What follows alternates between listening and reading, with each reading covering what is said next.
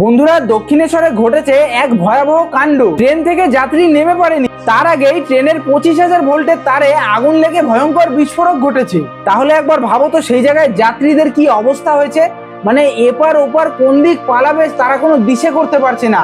স্ক্রিনে তো তোমরা দেখতেই পারছো। আর সেই 25,000 ভোল্টের তার আর কিছু সেকেন্ড হলেই মানুষের গায়ে ছিঁড়ে ঠিড়ে পড়তো। ভাবতে পারছো যদি এমন ঘটতো তাহলে কত বড় দুর্ঘটনা ঘটতো। কিন্তু না, এমন কিন্তু কিছুই ঘটেনি, শুধুমাত্র একটা বড় বিস্ফোরক ঘটেছে এবং সেই 25,000 ভোল্টের তার ছিঁড়ে কোনো রকমের ট্রেনের ওপরে আটকে গেছে।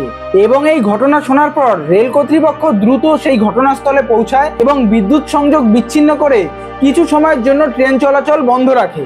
এবং সবচেয়ে স্বস্তির খবর কিন্তু এটাই, এই ঘটনায় কোনো প্রাণহানির খবর কিন্তু মানুষের সামনে আসেনি এখন।